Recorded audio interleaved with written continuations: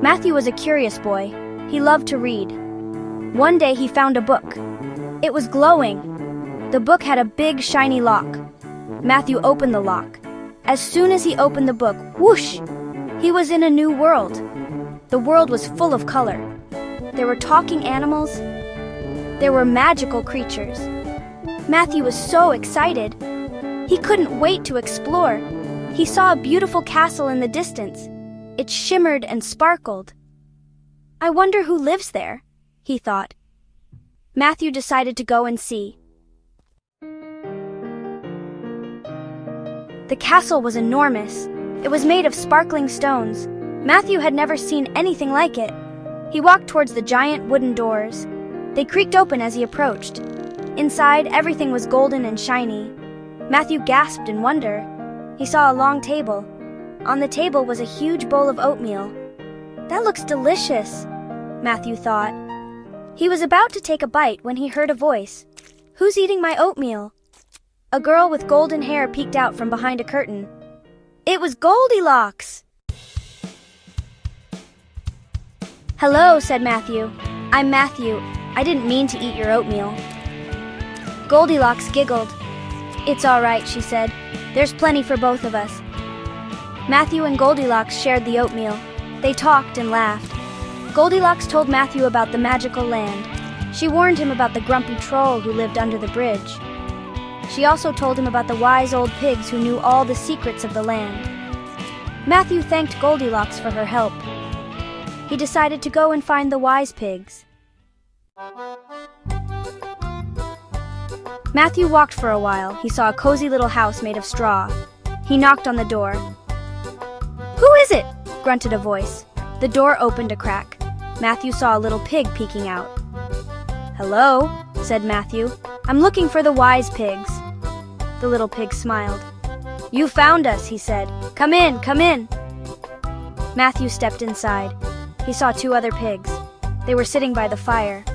The pigs welcomed Matthew warmly. They listened patiently as he told them about his adventure. The wisest pig nodded his head. You need to find the castle in the sky, he said. That's where the wizard lives. Matthew thanked the pigs for their wisdom. He set off to find the castle in the sky. Section 5. The Grumpy Troll. Matthew walked and walked. He came to a bridge. Underneath the bridge, he heard a loud snoring sound. It was the Grumpy Troll. Matthew tried to tiptoe past, but the troll woke up. Who's there? He roared. It's just me, said Matthew nervously. I'm trying to get to the castle in the sky. The troll laughed a booming laugh. You'll never get past me, he shouted. Just then, Matthew heard a voice behind him. Get out of the way, you big bully! It was a little billy goat. The troll was scared of the billy goat.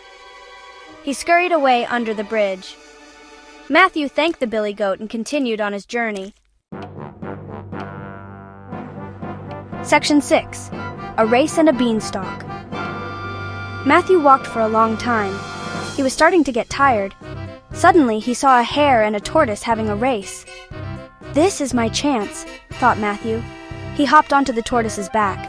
The hare was much faster than the tortoise, but the hare was also very cocky. He stopped for a nap in the middle of the race.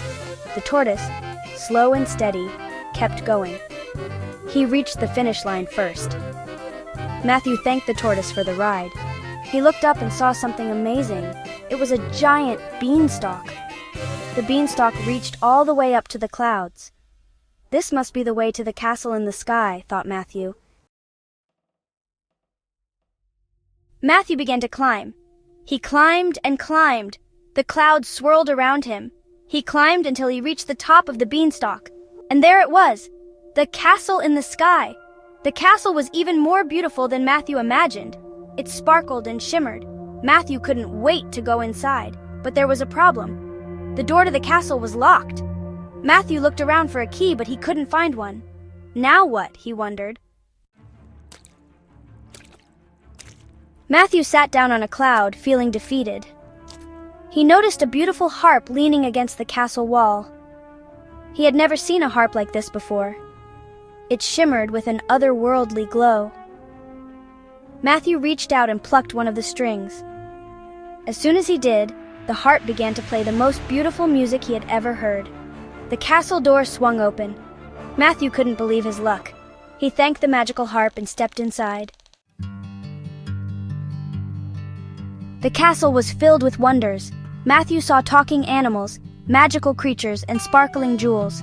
But he knew he had to find the wizard. He followed a winding staircase to the tallest tower. There, sitting on a throne, was the wizard. The wizard was old and wise. He had a long white beard and twinkling eyes. "Hello, Matthew," said the wizard. "I've been expecting you." Matthew was amazed. "You have?" he asked. The wizard nodded. "I sent you that book," he said. "I knew you were a curious boy." The wizard presented Matthew with a gift. It was a book called The Magic Story. "This book will take you on many more adventures," said the wizard. Matthew was thrilled. He thanked the wizard and promised to visit again soon. The wizard waved his hand. Matthew found himself back in his own room. The magical book lay open on his lap.